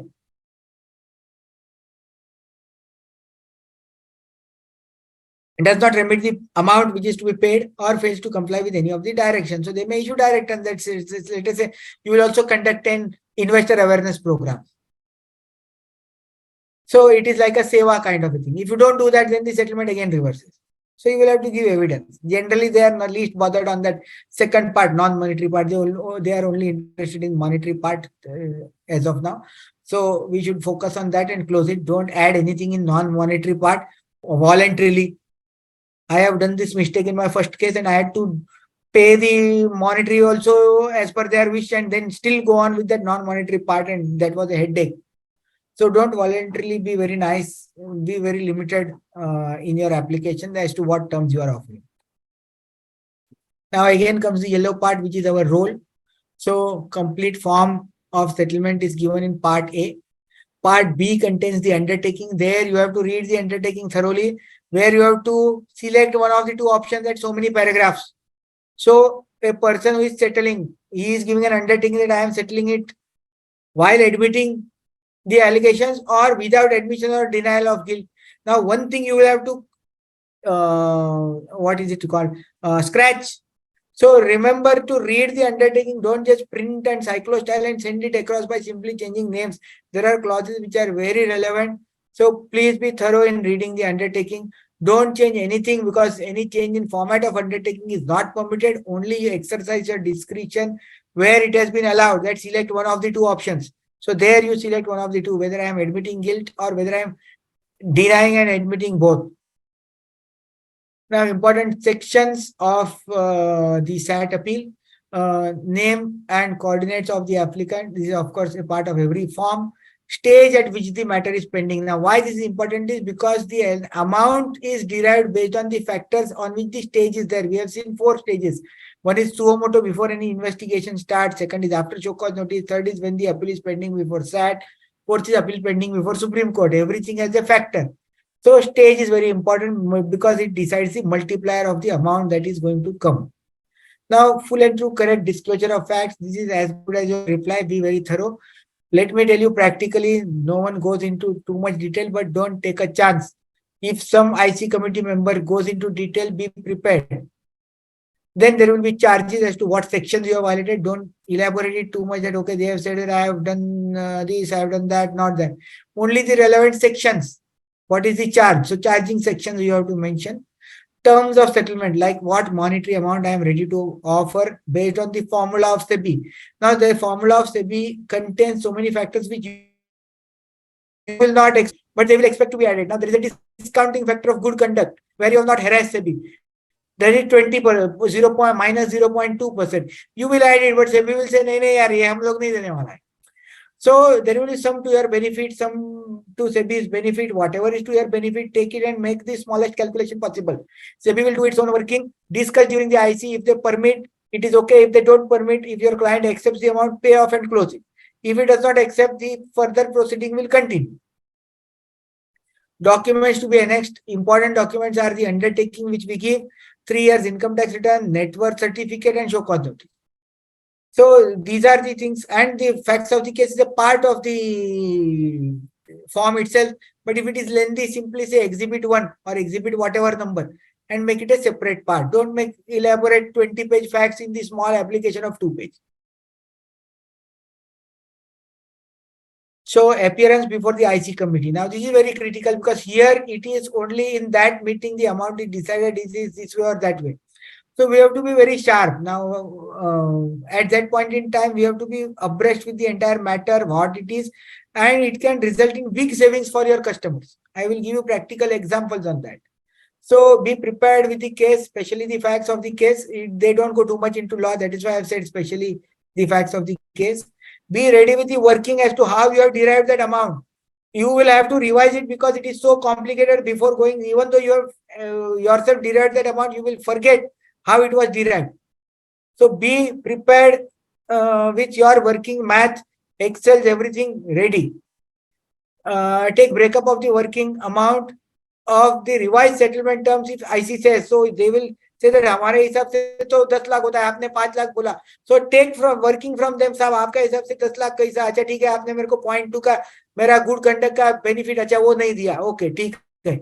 नेक्स्ट व्हाट, ओके आपने एक मेरा गुडविल फैक्टर ऐड किया that if it is settlement I will be saved of some bad name. If the adverse order comes, there will be a little defamation kind of a thing for me. So there is a goodwill factor of 0.25. So take the entire working that they are giving and be very prompt. And immediately report errors if any, because there in IC meeting you don't have ki chalo open, there will be second, third, nothing of that sort. And there will not be further submission, sir, your working is wrong, my working is right, next is one, nothing will be there. It is on the spot. So be very particular, be sharp in maths. Accept the revised terms within 15 days. So if they have given revised terms, they will always give invariably. In my life, I have not come where they have accepted my amount. Always they have asked for more amount. So if revised terms are acceptable to the clients, and you are also of the same opinion, simply accept it by giving a letter that these were the terms offered, we are accepting it, and closing. In few days, you will see one more settlement order coming, which I have recently done. Okay, now I was on one very important point which I want to highlight why you should be very sharp. I was there for the IC meeting representation of a merchant banker. Now, there were some allegations of failure of making disclosure in DRHP of some, what it is called, bridge loans. So, SEBI said this is a transaction of bridge loan. He was of the opinion it is not a bridge loan. So, that was a part of our facts that what is our stand, what is choke on notice stand. And we went for settlement. So, SEBI said, ठीक है, merchant banking, आपका 3 crore का merchant banking fee है, deposit 40% of that. So, no, it was coming to 88 lakhs. So, whatever was the fee, I don't remember the amount. So, 88 lakhs they were asking for settlement for that particular issue. I said, sir, your calculation is based on my fee, which I have received. I have received 2 fee in 2 parts. My total 3 crore is divided into 2 parts. One is my underwriting fee and one is my merchant banking fee. You have found issue in my merchant banking activity. My underwriting activity has not been found fault with. Therefore, you only charge that percentage on my 1 lakh, my whatever is the merchant banking fee. I am not recollecting the numbers, but then 88 lakhs became 44 lakhs immediately on the fly, because that was the prompt reply which we could give. So be very thorough. It is saving us of lakhs in few moments. So settlement terms, the amount has to be derived as per the chapter 4 and schedule 2. Schedule 2 is the lengthiest part of the entire settlement regulation and the most complicated part of it. So read it, understand it, enjoy it, and whenever it comes, please use it. So this is broadly about the entire session. I think I am through with my session, simply giving a brief. I have been assisting so many people in their SEBI matters, SAT matters, right from transaction initiation till their litigation at the highest level. So if at all you require any kind of help from me, you can feel free to get in touch with me. These are some of the orders that are of prominence, and some of them have been largely covered in the media as well. So I have given the sample cases. There are hundreds of cases which will be there in media first page also. So these are my contact details, and our fellow members of ICI are free to contact me anytime they want. If I can be of any help to any of you, it will be my privilege and good luck to be of any help to you. And now I think we can open the floor for discussion, questions and answers, because we have gone through too many things. This is a short disclaimer that nothing should be treated as an advice from me and all that. It is a standard what I give. And thank you very much for this opportunity to Institute of Chartered Accountant India and the subcommittee as well, for allowing me to speak before the August gathering of so many chartered accountants. Of course, I don't know the numbers because you all are on YouTube, but then I believe there are reasonable number of CAs who have taken benefit of today's session. Thank you very much. And thank you so much, sir. Thank you for this great session. We have around 100 of members who have joined the seminars. The exact Great. number is 138 members. And now I request members to ask any question from Ramaiah sir. He is available for next 10-15 minutes to answer each and every question which we have. I am available till 9 also, and if at all it goes beyond, I am perfectly fine, sir. Don't worry. Yes, sir. Yes, sir. Yeah, yeah. Whatever doubts we can clarify, it will be great, you know. Yeah. Yeah, perfectly. One question, we will share this PPT, Vishal Thakur. No worry, we will share the PPT with you. Institute will share each and every PPT on their website, and you can download the same from their websites. See, I will only redact some pages. जो मैंने वो summons का blue किया था ना, those will be such only. I cannot give details of my client, but then the entire PPT will be available for everybody's use, and I have absolutely no IPR on it. You can freely share it with anybody and everybody on the whom you feel like. Thank you, sir. Thank you. Yeah. We do not have any other question on the dashboards. If members feel they can raise their hands or they can type the questions.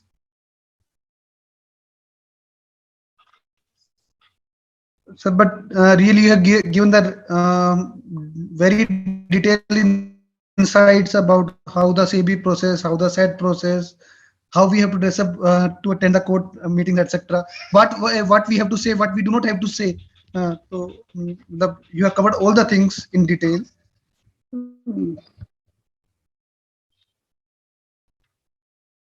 Uh, we are not getting any questions on the dashboards as of now. So that is great, you know. Uh, Members, yeah, you can raise the hands or you can ask your questions on the dashboard.